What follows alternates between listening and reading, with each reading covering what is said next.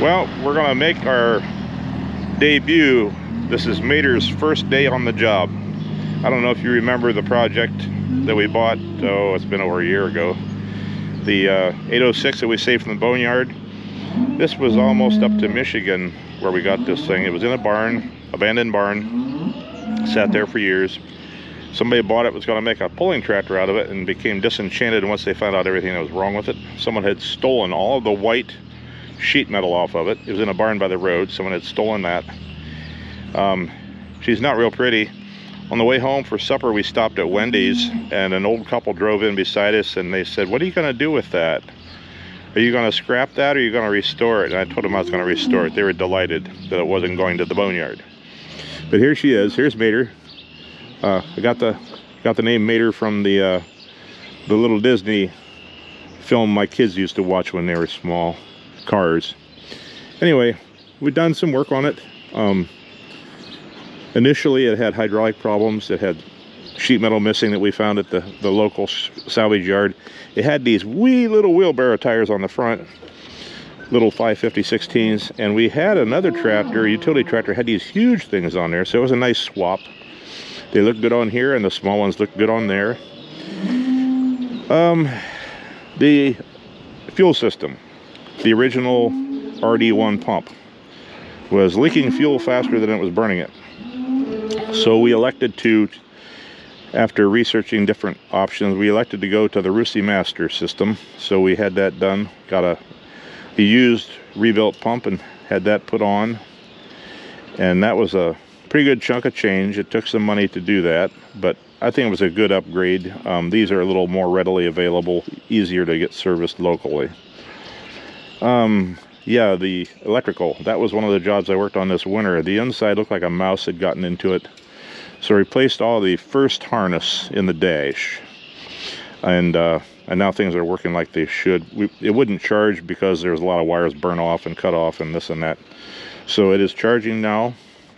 This is the first tractor we have that has two 12s wired in parallel. The guy that did the injector pump work for us suggested doing that because it didn't start that great.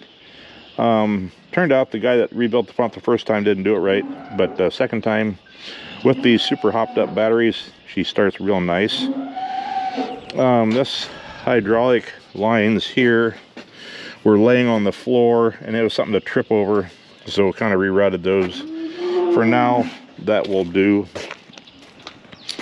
and just put it off to the side back here because two remotes is nice. Put a feed grinder hook up over here. We'll be running it on the feed grinder. That's one of the jobs we want to do with it this summer. The seat had a broken dog. This piece right here was broken, this cast iron piece. Would you believe they wanted $200 from Case for that little cast iron piece? I got a whole Carnage suspension system at the boneyard for $100 and saved that piece and maybe one other. And I was money ahead, so scrapped it out, replaced that. The springs in there aren't OEM, but a cow neck chain link plus the springs that I had. Got the seat working somewhat. The torsion springs were torn. That's a pretty typical thing with rubber that gets old. So we're going to the field now. We've got, I don't know, 4.5, 5 ton of fertilizer on there. So we're gonna see how she goes. It's April 20th. And field conditions are just getting decent here. We had a lot of rain last week, about 2.5 inches from Thursday to Sunday. But yeah, it's cool too. So I don't know where you guys are viewing from. Some parts of the country have really, really nice weather. But things are just starting to turn here. So we're gonna go get at her.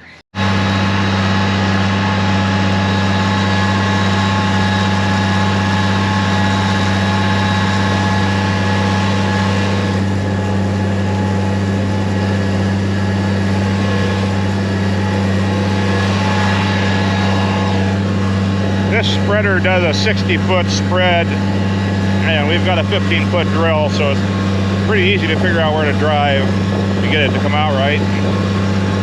I did put a load on a couple days ago, and there were spots that were a little soft. This so far is pretty nice today. We've had wind, not a lot of heat, but we've had wind that's helped dry it out. Ben's got the chisel plow. He's going to start chiseling here in a little bit, where we hauled some manure on. And wherever there's something green and growing, I think the ground is pretty good shape. We fixed some tile the other day in a bare bean field and buried the truck. It's pretty wet there, but with this air movement, I think it's going to get us dried out to where next week we can start getting quite a bit done.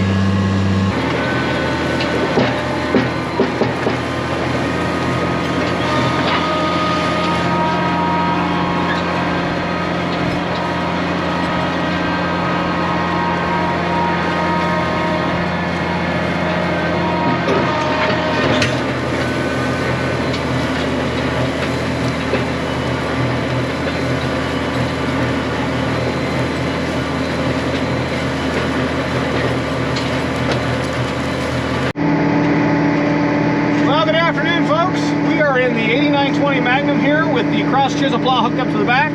We are chisel plowing some cover crop ground ahead of some manure application we have in the next coming weeks here. We hire a service to come in and typically do that for us because we don't own that machinery. It's a pretty large cost to buy that machinery. We don't have the time for it, so it's just cheaper and better for us in the long run to hire that done. So with manure application, you want to incorporate that into the soil the best you can. See, typically we like to do all no-till. That's pretty much what we do. We don't like to do a lot of tillage. I guess we do prescription tillage, I guess is the best term you can use for us. We till when needed. But typically we like to not do any tilling. We like to just no-till everything. Works out really nice for us. We've got the soils for it. We've got the machinery for it. That's really kind of the name of the game. We do no-till, cover crops, just kind of conservative farming practices. A little bit different than conventional tillage guys. There's a lot of conventional tillage guys still around here. No-till's kind of a coming thing in this area. We'll see how it comes in the years to come, but I think you're going to see a lot of farms transitioning to no-till in the coming years because, well, the cost of tillage. I mean, you look at what machinery costs, you look at what diesel fuel costs, you look at what our market prices are right now. Grain prices are crap. I mean, absolute crap. You're not going to make much money on $4 corn, folks. I hate to tell you that. If you don't know, you ain't going to make much money. So we're going to no-till as much as we can, but we have manure because we have cattle that we have to incorporate into the soil. And how we do that, we chisel plow ahead of the dragline system we hire to come in.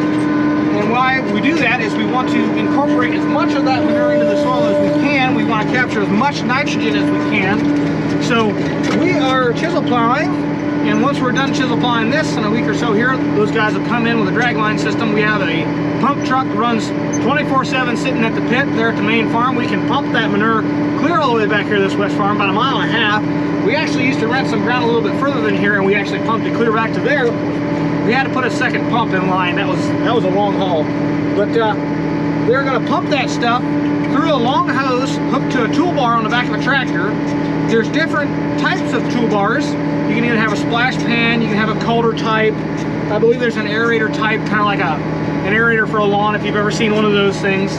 I don't know how that one works. I actually have not seen that one in person myself. But there's several different options you can use. Typically around here, it seems like the hardest one to get a hold of is the chisel plow type one that actually knifes it into the ground. That's what we prefer, but there's only a limited amount of them in this area, and kind of get into some worried about stuff getting into the water table, so a lot of guys don't like to use those anymore. They like to surface apply or really shallow knife it in. Just depends on what you can get. And hang on, I got a bit of a wet spot here I gotta watch. Oh, we made her. Chisel plowing, if you get into a wet spot, your tires from your tractor might dig a little, and so then your wheels on your chisel plow, if you're not a 3-point, this is a trailer type, this isn't a 3-point. If you get going through there, your chisel plow will go deeper than intended, and it'll kind of snuff you out. So, gotta watch for that.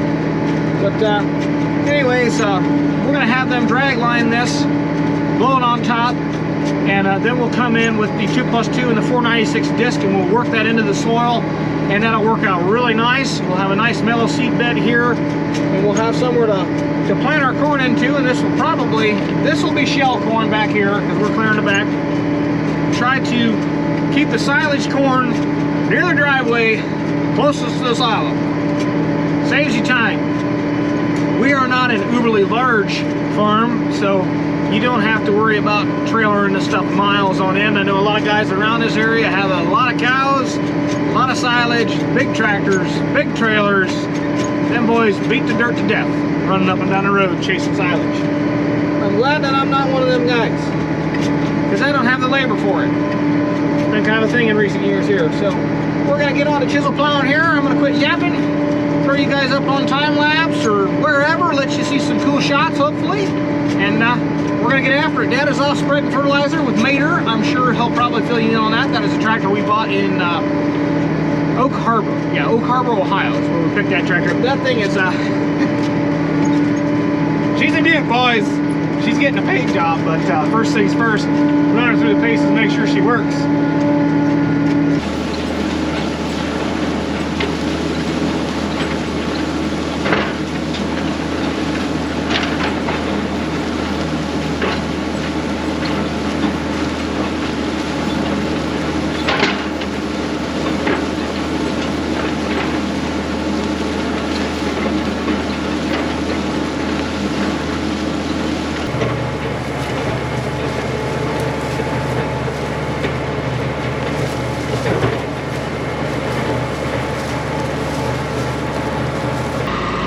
So we got our first one done. This is a long field, half-mile long, 25 acres. You can make pretty good time on that. Now we're going to a farm that's a little more challenging, the north farm with the contour strips. And that's where that type of a spreader really shines. This is a hydraulic shutoff spreader. So the wheel that drives the web and brings the fertilizer back is moved up and down hydraulically, which makes it really nice. My father-in-law, it's been probably maybe 30 years ago, was on the local Farm Bureau board when they bought the first hydraulically activated spreader, local co-op. And boy, that was nice. You didn't have to get off and push that old lever down, you know, to engage the drive wheel every time. And it made the strips and stuff a lot easier going between the fields. You just lifted up the tire and kept on going. It's really nice, really handy. But yeah, things have improved a lot over the years. I think back over 40 years, a lot has changed. So we'll go on to the next one. 25 done. We got 20 more on here, so we'll keep moving.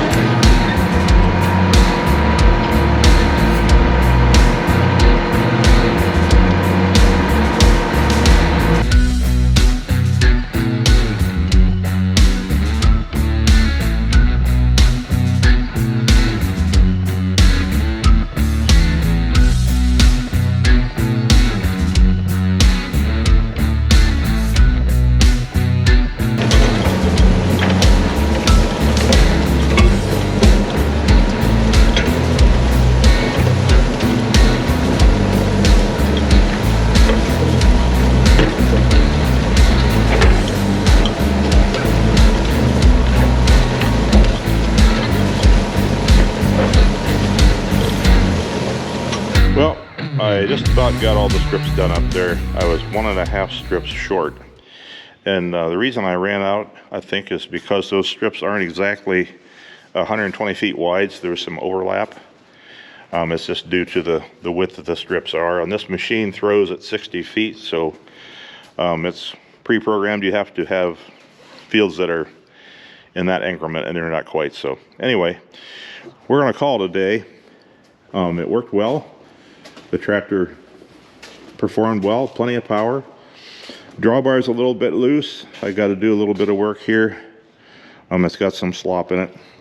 But the sway blocks, it doesn't have any sway blocks, so we'll get some sway blocks in there. That'll cut down on the lateral looseness, and then I'll check some pins. I might have some pins to bush up to tighten up that drawbar fore and aft. But yeah, other than that, it ran pretty good. There's a step that I built 40 years ago when I bought my first International tractor. It's just a homemade step. It didn't have any decent steps on it when we got it. But yeah, it's a work in progress. The only thing I noticed is the torque. When you throw the torque forward, It's a little slow engaging. It does not slip on the low side. So maybe it's just a matter of changing hydraulic filter. See if that might remedy the problem. But other than that, it performed good. So turned out to be a nice day. Cold. The wind's finally dying down now. Boy, it was chilly out there, but a good day. So Ben's coming pretty well along with the chisel plow. He'll probably be quitting pretty soon. It's getting toward evening here, and we're not pushing that hard. The ground's cold, and but it is drying out nicely. So I don't think there's anything going to hold us back as far as wheel traffic goes. So we'll hit it again on Monday. So I guess we'll call that a wrap on this one. We'll see you next time.